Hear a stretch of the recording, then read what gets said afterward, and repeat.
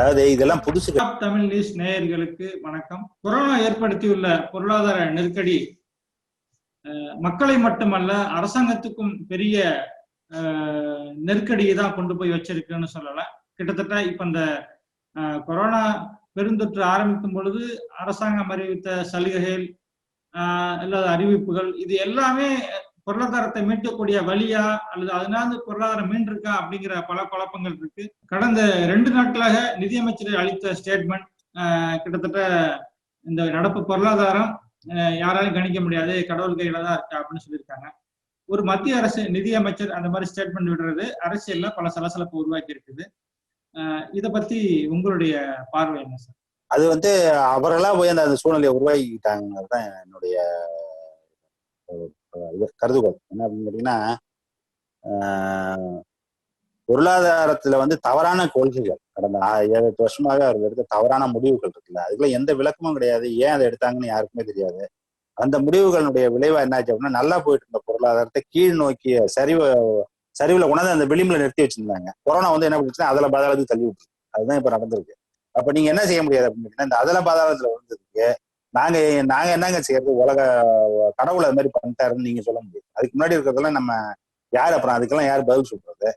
அது மாதிரிலாம் இல்லைன்னு நீங்க சொல்ல முடியாது. ஏன் அப்படின்னு கேட்டீங்கன்னா, கொரோனாவுக்கு முன்னாடி நிதியமைச்சர் ஒவ்வொரு வாரமும் பத்திரிகையாளர்களை சந்திச்சு அதுக்கு உண்டான அறிவிப்புகளை வெளியிட்டுட்டே இருந்தாங்க, திட்டங்களை சொல்லிக்கிட்டே இருந்தாங்க. என்னன்ட்டு இதெல்லாம் பண்றோம், அதெல்லாம் பண்றோம், இதெல்லாம் பண்றதன் வாயிலாக பொருளாதாரம் மீண்டு வந்துரும்னு சொன்னாங்கல்ல. மீண்டு வர்றதுன்னா பொருள் என்ன அப்படின்னா, அது சிக்கல் இருந்ததுன்னா பொருள். அப்ப ஏற்கனவே அவ்வளவு சிக்கலை உருவாக்கி வச்சிருந்தாங்க. உருவாக்கி வச்சிருந்த இடத்துல அதுக்கு மேல இது வந்திருக்கு. இதை சரி பண்றதுக்கான சலுகைகளை ஏகப்பட்டது அறிவிச்சாங்க சார். குறிப்பா கிட்டத்தட்ட 1 லட்சம் கோடி சலுகை, 2 லட்சம் கோடி சலுகைகள்னு மக்களுக்கு தொடர்ச்சி அறிவிச்சாங்க. அது நேரடியா மக்களுக்கு அந்த பயன் போய் சேர்ந்திருக்கும்ல. அவங்க அறிவிச்சதெல்லாம் மக்களுக்கு அறிவிக்கலாம். அறிவிச்சதெல்லாம் தொழில் முனைவோர்கள் இருக்காங்கல்ல, அவங்களுக்கு தான் அறிவிச்சாங்க. என்ன அறிவிச்சாங்க அப்படின்னாக்க, நாங்க பொருளாதாரம் சரிஞ்சிருக்கு அப்படின்னு சொன்னா பொருளாதாரத்தை மீட்டெடுக்கணும் அப்படின்னு சொன்னோம்னாக்க நம்ம சப்ளை அதிகமாக்கணும். சப்ளை சைடுன்னு பேரு, சப்ளை அதிகமாக்கணும் அப்படின்னு சொல்லிட்டு அவங்களுக்கு ஊக்கம் கொடுக்குறோம். நாங்க அதனால வரி சலுகை கொடுக்குறோம், கடன் உதவி பண்றோம் அப்படின்லாம் சொன்னாங்க. அதன் வழியாக அது அவங்க சொன்னது மாதிரி எதுவும் நடக்கல அப்படிங்கிறத இப்ப இருக்கிற புள்ளி விவரங்கள்லாம் சொல்லுது. இந்த புள்ளி விவரம் என்ன சொல்லுது அப்படின்னு கேட்டீங்கன்னாக்கா, இப்போ நேற்று வந்த அறிக்கையில நேஷனல் ஸ்டாட்டிஸ்டிக்கல் ஆர்கனைசேஷன் ஜிடிபியினுடைய வளர்ச்சி எவ்வளவு இருக்கும் அப்படின்னு சொல்லும்போது அது என்ன சொல்லியிருக்குன்னாக்க 24 விழுக்காடு குறைஞ்சிருக்குன்னு சொல்லுது. இந்திய பொருளாதாரத்துடைய வளர்ச்சி 24 விழுக்காடு மைனஸ்ல இருக்கு. அதுல முக்கியமான ஒரு ஃபேக்டர் அதுல இருந்து என்ன வருது அப்படின்னு கேட்டீங்கன்னா, அந்த கிராஸ் கேபிட்டல் ஃபார்மேஷன் சொல்றது. அதுதான் முதலீடு குறிக்கக்கூடிய ஒரு குறியீட்டு எண். அந்த முதலீடுகளை எவ்வளவு சுருங்கி போயிருக்கு அப்படின்னு கேட்டீங்கன்னாக்கா, அதே சென்ற காலாண்டுல 11.3 லட்சம் கோடியா இருந்தது முதலீடுகள் அந்த சென்ற காலாண்டுல. இந்த காலாண்டுல என்ன ஆயிருக்குன்னு கேட்டீங்கன்னா 5.9 லட்சம் கோடியா சுருங்கி போச்சு. பாதிக்கு பாதி ஆயிடுச்சு. அப்போ இதுல இருந்து என்னன்னா, அவங்க போட்ட திட்டம் இருக்குல்ல, நாங்க இந்த வரி சலுகைகள் கொடுக்கறதன் வாயிலாக, கடன் கொடுக்கறதன் வாயிலாக முதலீடுகள் அதிகமாக வழியாக நிறைய பேரை வேலைக்கு எடுப்பாங்க, நிறைய பேருக்கு வேலை எடுத்து அவங்க சம்பளம் கொடுப்பாங்க, அதன் வழியாக சந்தை மீட்டெடுக்கப்படும் அப்படின்னு அவங்க சொன்னது நடக்கல அப்படிங்கிறது அவங்களுடைய புள்ளி விவரமே நமக்கு தெளிவா காட்டுது. சார், இப்படியான சூழல்ல அரசு ஒரு திட்டத்தை முன்னெடுக்குது. தற்சார்பு பொருளாதாரத்தை நாங்க முன்னெடுக்க போறோம் அப்படின்னு ஒரு திட்டத்தை அறிவிச்சு செயல்படுத்திட்டு இருக்காங்க. ஏற்கனவே பொருளாதாரம் ரொம்ப நெருக்கடியில இருக்குது. இது சாத்தியமா? எப்படி என்ன செயல்படுத்துறாங்க? சொல்லிட்டு இருக்காங்க, பேசிட்டு இருக்காங்க. அது மாதிரி என்ன செயல்படுத்துறாங்க? அது மாதிரி அதுதான் அந்த திட்டத்தை முன்வச்சு இப்ப நீங்க சின்ன குழந்தைகளுக்கான பொம்மை தயாரிப்புல கூட நாம தான் சர்வேல் பண்ணி ஹப்பா மாத்தணும் அப்படிங்கிற மாதிரி முன்வைக்கிறாங்க. சொல்றது தானே இல்லையா? நம்ம அதான் இன்னும் இதான் என்னன்னு சொல்றது. நான் கூட தான் சொல்லுவேன், நான் பயில்வன் ஆக போறேன், என்ன பயில்வன் ஆக முடியும். அதுக்கெல்லாம் டைம் ஆகும். என்ன டைம் ஆகும்னு கேட்டீங்கன்னா, அதெல்லாம் இன்னைக்கு நாளைக்கு எல்லாம் செய்யறது இல்லை. ரெண்டாவது அது சாத்தியமா இந்த காலத்துல?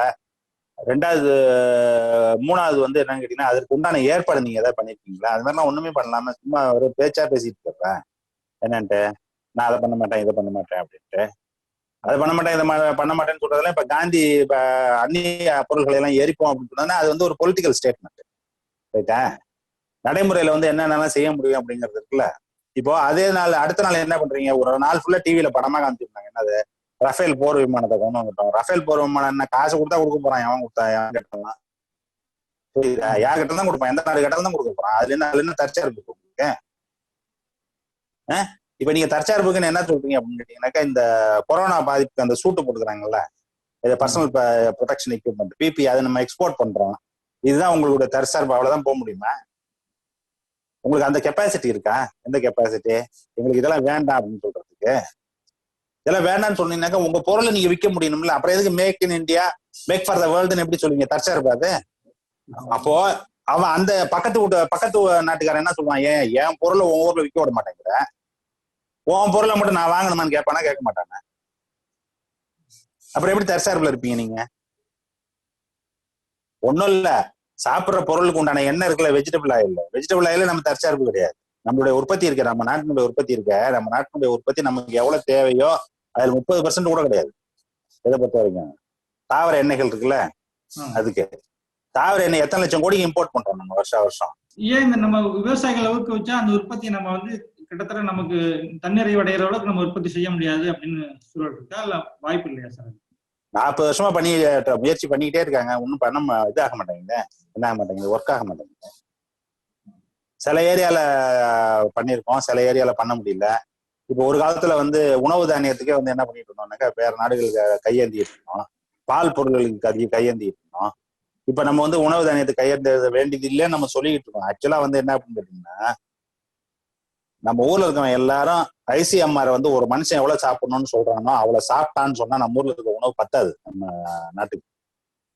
இப்ப எப்படி இருக்கு அப்படின்னு கேட்டீங்கன்னாக்கா, நிறைய பேர் பசியில் இருக்கிறதுனால நமக்கு தண்ணீர்னு சொல்லிட்டு இருக்கோம்.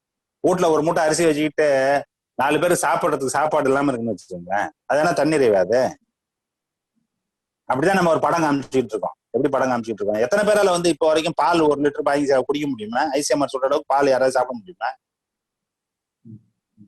ஏதோ ஒரு பாக்கெட்டை பாலை வாங்கி ஏதோ டீ கொஞ்சம் போட்டு அதுலயே ஏதோ குடிச்சிட்டு இருப்பானே தவிர, என்ன நம்மளுடைய உற்பத்தி வந்து நிறைய இருக்குங்கிறது உண்மைதான். உலகத்திலேயே அதிகமான உற்பத்தி இருக்குங்கிறது. ஆனா நம்ம ஊர்ல அதிகமான வாயும் இருக்கு, அதையும் நம்ம மறந்துடக்கூடாது. சைனாவுக்கு அதிகமான வாய் இருக்கிறது நம்ம ஊர்ல தான். சார், இப்ப இந்த தன்னிறைவு நம்ம கிட்டத்தட்ட உற்பத்தி அதிகரிக்கிறோம், உற்பத்தி மேம்படுத்துறது பண்ணிருக்கிற மாதிரி, இப்ப இவங்க சொல்ற தற்சார்பு சில திட்டங்களுக்கு இன்னும் ஒரு 20 வருஷத்துல அந்த திட்டங்கள் போய் சேரணும் அப்படிங்கிற விஷயம் இருக்குல்ல. அப்ப இவங்க எதிர்கால திட்டம் அப்படிங்கிற நோக்கத்துல அதை செய்யலாம் இல்லையா? நீங்க வந்து என்ன முடிவு பண்ணணும் அப்படின்னு, நான் யாரோடையும் எந்த நாட்டோடையும் உறவு வச்சுக்க மாட்டேன், எல்லாம் நாங்களே செஞ்சுக்குவோம், நாங்களே எல்லாத்தையும் பயன்படுத்திக்குவோம் அப்படின்னு ஒரு முடிவு உங்களால எடுக்க முடியுமா? அதை எடுக்க போறீங்களா? உங்க வளர்ச்சி எங்க இருந்து வரும்? இப்ப நீங்க என்ன சொல்றீங்க அப்படின்னு கேட்டீங்கன்னா, மேக் இன் இந்தியான்னு எதுக்கு ஒரு திட்டம் கொண்டு வரீங்க? மேக் இன் இந்தியா நீங்க திட்டமே கொண்டு வர வேண்டியதில்லை அப்படின்னாக்கா, இல்லையா? அதாவது இதெல்லாம் புதுசு கிடையாது. இந்த தற்சார்பு பொற்சார்புலாம் இருக்குல்ல, இதெல்லாம் புதுசே கிடையாது. இந்தியா விடுதலை பெற்ற பிறகு அடுத்த 40 வருஷத்துக்கு நம்ம செஞ்சது என்னன்னு தற்சார்புன்னு தான் சொல்லிட்டு இருந்தோம். என்ன சொல்லிட்டு இருந்தோம் அப்படின்னா, அதுக்கு என்ன செய்யணும் தெரியுமா? வெளிநாடுகள்ல இருந்து எந்த பொருளும் இங்க இறக்குமதி ஆகாத அளவுக்கு நீங்க பார்த்துக்கணும். அதுக்கு என்ன பண்ணுவாங்க அப்படின்னா, இறக்குமதி ஆகுதுன்னா கதவெல்லாம் இழுத்து பூட்ட மாட்டாங்க, அதுக்கு மேல டாக்ஸை போட்டுருவாங்க. அதுக்கு மேல என்ன டாக்ஸ் போடுவாங்க? இந்த போன் இருக்குன்னு வச்சுங்களேன், சைனால இருந்து வருதுனாக்க அது மேல 150% டாக்ஸா போடுறது அப்படின்னு போட்டு, இங்க ஒரு கம்பெனி இருக்கும், கவர்மெண்ட், ஸ்டேட் கவர்மெண்ட், இது சென்ட்ரல் கவர்மெண்டோட கம்பெனி, அவன் வந்து அது மட்டும் தான் தயார் பண்ணுவான். அப்படிதான் நம்ம தயார் பண்ணிட்டு இருந்தோம். இப்போ எப்படி அப்படின்னு கேட்டீங்கன்னா, வாட்ச் நீங்களும் இப்ப டிசைனா கட்டிக்கிறீங்களா? வாட்ச் எல்லாம் ரிஸ்ட் வாட்ச் எல்லாம் நல்லா உங்களாட்டம் இருக்கும்போது இங்க வந்து வாட்ச் கம்பெனி ஒண்ணுதான், HMT பண்ணாதான் வாட்ச். அதுதான் தற்சார்பு. அதே மாதிரி போன்னா ஒரு போன் தான், யாரு? இந்துஸ்தான் டெலிபோன்ஸ் ஒரு டெலிபோன் கம்பெனி இருக்கும், அவன் தான் பண்ணி கொடுப்பான் ஒரு போன். அது மட்டும் தான் இருந்தது. அதெல்லாம் தான் தற்சார்பு. அதுக்கப்புறம் என்ன பண்ணாங்க அப்படின்னு கேட்டா, 91க்கு பிறகு இது என்னடா அது முட்டாள்தனமா இருக்கு, நம்மளும் வளர முடியல, என்ன போதுமான அளவு தேவையை நம்மளால சமாளிக்க முடியலன்னு சொல்லிதான் என்ன பண்ணோம் அப்படின்னா, பொருளாதாரத்தை ஓபன் பண்ணோம். அதுக்கு முன்னாடி இருந்த வரைக்கும் அதனுடைய கொள்கைக்கு பேர் என்ன அப்படின்னு கேட்டீங்கன்னா, இம்போர்ட் சப்ஸ்டிடியூஷன், இறக்குமதிக்கு மாற்று. அதுதான் பொருளாதாரமே. உங்களுடைய எல்லா கொள்கை முடிவுகளும் அதை சுற்றிதான் எடுக்க போறோம். அடுத்தது என்ன பண்றீங்க 91க்கு பிறகு அப்படின்னாக்க, எக்ஸ்போர்ட் ப்ரமோஷன் ஆரம்பிக்கிறீங்க. எக்ஸ்போர்ட் ப்ரமோஷன் ஆரம்பிக்கும் போது என்ன செய்வீங்க அப்படின்னா, இந்த கொள்கையை எல்லாத்தையும் மாத்திடுவீங்க. மாத்தி எதை நோக்கி பயணிப்பீங்க அப்படின்னு கேட்டீங்கன்னாக்கா, நம்ம ஏற்றுமதி தான் நமக்கு ரொம்ப முக்கியம், நம்ம ஏற்றுமதி பண்ணணும். ஏற்றுமதியில பண்ணணும் அப்படின்னு சொன்னா உன் பொருள் வந்து என்னவா இருக்கணும், மற்ற நாட்டு பொருளோட போட்டி போறதா இருக்கணும். அப்ப போட்டி போறதா இருக்கணும்னா உங்களுடைய உற்பத்தி திறன் அதிகமாகணும். உற்பத்தி திறன் அதிகமாகணும்னா தொழில்நுட்பத்தை அதிகமாகணும். தொழில்நுட்பம் அதிகமாகணும்னா தொழில்நுட்பத்தை இம்போர்ட் பண்ணணும். கிட்டத்தட்ட ஒரு தொடர் சங்கிலி, கிட்டத்தட்ட எல்லா, அதாவது தொடர் சங்கிலி மட்டும் இல்ல, ஒரு பயணம் வடக்க போறது, ஒரு பயணம் தெற்க போறது. நீங்க என்ன பண்ணிட்டு இருக்கீங்க அப்படின்னா, நடுவுல இருந்துகிட்டு நான் வடக்கையும் போவேன் தெற்கையும் போவேன்னு சொன்னா எப்படி போக முடியும்? ஒரு பக்கம் தான் போக முடியும், ஏதாவது ஒரு பக்கம். அப்போ என்ன இதுலன்னு தெரியும் அப்படின்னு கேட்டீங்கன்னா, இதுல வந்து இது குழப்பமா இல்ல சும்மா உள்நாட்டுல இருக்கவங்க ஏமாத்துறதுக்காக சொல்லக்கூடிய விஷயமா அப்படிங்கறது நமக்கு தெளிவா புரியணும். சார், இவ்வளவு குழப்பங்களுக்கு இடையிலையும் இவ்வளவு நிதி சிக்கல்களுக்கு இடையிலையும் இப்ப மாநிலங்களுக்கு கொண்டு போய் சேர்க்க வேண்டிய ஜிஎஸ்டி இழப்பீடு அந்த தொகை சேர்க்கப்படவில்லைங்கிற பிரச்சனைகள் இருக்குது. இப்ப கூட வந்து முதலமைச்சர் வந்து 12,000 கோடி கொடுக்கலன்னு கடிதம் எழுதியிருக்கிறதா சொல்றாங்க. இதை எப்படி மத்திய அரசு சமாளிக்க போகுது? இவங்களுக்கு தெம்பு இருக்கா போய் அவங்ககிட்ட என்னன்னு கேட்கறதுக்கு? நீங்க தானே எங்களுக்கு தரேன்னு சொல்லி உத்தரவாதம் கொடுத்தீங்க, எப்படி இதை செய்யாம இருப்ப அப்படிங்கிறதுக்குல்ல. அப்ப வலு இருக்கிறதுனால என்ன செய்யறாங்க அப்படின்னு கேட்டீங்கன்னா, இவங்கெல்லாம் அவங்க பாக்கெட்ல தானே இருக்காங்க. முதலமைச்சர்லாம் வந்து கடிதம் எல்லாம் எழுதலாமே தவிர என்ன அதுக்கு மேல என்ன செய்ய முடியும்? ஒன்றிய அரசு வலுவா இருக்கிறதுனால என்ன செய்யும் அப்படின்னு கேட்டீங்கன்னா, இதுதான் வேணா எடுத்துங்க வேணாடி போவாங்கிற அளவுல தான் அவங்க பேசிட்டு இருக்காங்க. இப்ப ஒருவேளை வங்கியில ரிசர்வ் வங்கியில கடன் வாங்குறதுக்குன்னு அறிவிச்சுட்டாங்க. அப்படி கடன் வாங்க முடியுமா மாநிலங்கள்? நம்மளோட நிதி பற்றாக்குறை ஏற்கனவே ரொம்ப கடுமையா இருக்குது பட்சத்துல அப்படி வாங்குறதுக்கு சாத்தியம் இருக்கா? அதான் கடவுள் பார்த்துக்குவாருன்னு சொல்லியிருக்காங்களா. அப்புறம் இப்படியாக மாநிலங்களுடைய இழப்பீடு தொகையை மத்திய அரசு கொடுக்காத பட்சத்துல கிட்டத்தட்ட இந்த கூட்டாட்சி தத்துவம் அப்படிங்கிற ஒரு விஷயம் என்ன ஆகும் சார்? இந்த மாதிரியான கூட்டாட்சி தத்துவம் என்னைக்கு ஜிஎஸ்ல கையெழுத்து போட்டீங்களோ அன்னைக்கே கதை முடிஞ்சிச்சு. இங்க கூட்டாட்சி இருக்கு, பேர் தான் கூட்டாட்சி. என்ன ஏன் அப்படின்னு கேட்டீங்கன்னா, ஜிஎஸ்டி கவுன்சில்ல உங்களுக்கு எந்த செல்வாக்குமே கிடையாது. எந்த மாநிலமும் என்ன செய்ய முடியாது அப்படின்னா, என்னைக்கு ஜிஎஸ்டி உள்ள போனாங்களோ அன்னைக்கு மாநிலங்கள் தங்களுடைய உரிமைகள் இருக்குல்ல, என்ன உரிமைகள், வரி விதிக்கும் உரிமைகள், அதெல்லாம் எழுதி கையெழுத்து போட்டு கொடுத்துட்டாங்க, நீங்களே வச்சுக்கங்க. பேர் ஜிஎஸ்டி கவுன்சில்னு ஒண்ணு வச்சிருக்காங்க. ஆனா ஜிஎஸ்டி கவுன்சில்ல எல்லா மாநிலங்களும் இருக்கக்கூடிய 28 மாநிலங்கள் 30 மாநிலங்கள் சேர்ந்து ஒரு ரெசல்யூஷனை பாஸ் பண்ணாலும் அதை உங்களால பாஸ் பண்ண முடியாது. தெரியுமா உங்களுக்கு? ஜிஎஸ்டி கவுன்சில் வந்து அப்படிதான் அமைக்கப்பட்டிருக்கு. அவங்களுக்கு வாக்களிக்கும் உரிமை 33% இருக்கு. ஆனா ஒரு ரெசல்யூஷன் பாஸ் ஆகணும்னா 75% நீங்க வரணும். மாநிலங்களுக்கு எல்லாத்துக்கும் சேர்த்து 66 தான் இருக்கு. ஒன்றிய அரசு மட்டும் 33% இருக்கு ஓட்டு. அப்போ நீங்க 75 எப்படி போய் தொடுவீங்க? ஒன்றிய அரசுடைய சம்மதம் இல்லாமல் நீங்க ஒரு ரெசல்யூஷன் கூட பாஸ் பண்ண முடியாது. சார், இப்ப நேத்து ஒரு ஸ்டேட்மெண்ட் படி இப்ப ராகுல் காந்தி ஒரு ஸ்டேட்மெண்ட் எடுத்திருக்காரு. கிட்டத்தட்ட இப்ப இருக்கிற மத்திய அரசாங்கம் அன்ஆர்கனைஸ்டு செக்டார் பீப்புளை கிட்டத்தட்ட ஒழிச்சிட்டாங்க. அந்த முறைசாரா தொழில்துறையை நம்ம எப்படி முறைப்படுத்துறது அப்படிங்கிற விஷயங்கள் மத்திய அரசு கவனத்துக்கு என்ன போகும்? அதை பத்தி அவங்க வந்து நாங்க எல்லாத்தையும் ஃபார்மலைஸ் பண்றோம்னு சொல்றதே அதுதான். என்ன அப்படின்னு கேட்டீங்கன்னாக்க, நாங்க வந்து எங்களுக்கு முறைசாரா இதே வேண்டாம் அப்படிங்கறத அவங்க வந்து ஜிஎஸ்டியும் அதே தான், டிமானிட்டைசேஷன் அதுதான், என்ன எல்லாமே எல்லா ஸ்டெப்பும் அதுதான். எது இவர்களை வந்து ஒழிச்சு கட்டுறது அப்படிங்கிறது தான். ஒழிச்சு கட்ட பெரு நிறுவனங்கள் இருக்குல்ல, அவங்களுக்கு கொண்டு போய் அவர்களுக்கு தான் அந்த சந்தை எல்லாத்தையும் முழுசா அவங்களுக்கு கொடுக்கறதுங்கிறது தான் அவருடைய பயண திட்டம். அப்படி பெருநிறுவனங்கள் நீங்க சொல்ற மாதிரி நம்ம உற்பத்தி தன்னிறைவு அடைஞ்சிட முடியுமா? அல்லது மட்டும் இப்ப நம்ம கிட்டத்தட்ட கிராமப்புறங்கள்ல இருக்கிற சிறு சிறு விவசாயிகள் இருந்து எல்லாமே அன்ஆர்கனைஸ்டா தான் வர்றாங்க. ஆமா. இப்ப பெருநிறுவனங்கள் கையில போனா அவங்க அந்த அளவுக்கு வேலை வாய்ப்பை உருவாக்க முடியுமா அவங்களால? வேலை வாய்ப்பு உருவாக்கத்துக்கும் அதுக்கு எந்த சம்பந்தமுமே கிடையாது. சந்தை யாரு கண்ட்ரோல் பண்றா? அது லாபத்துக்கு தானே பண்றான். வேலை வாய்ப்பு உருவாக்குறதுக்கு அவங்க என்ன கவலை? வேலை வாய்ப்பு உருவாகுங்கிறது நீங்கள் என்ன கவலை பண்ணணும்? யாரு பணம் வச்சிருக்கானோ அவனுக்கு வேலை வாய்ப்பு எல்லாம் பிரச்சனையே கிடையாது. வேலை வந்து என்னன்னு கேட்டா சனிய என்னன்னா அதை வச்சுதான் ஆகும் அப்படிங்கிற லெவல்ல தான் வேலை வாய்ப்பு. அது முடிஞ்ச அளவுக்கு எவ்வளவு குறைச்சு வைக்க முடியுமோ அப்படி குறைச்சு வைக்கிறது, எவ்வளவு முடிஞ்ச அளவுக்கு வந்து அவனுக்கு எந்த உரிமையும் இல்லாம பாத்துக்கிறது தான் அந்த ஏற்பாடு.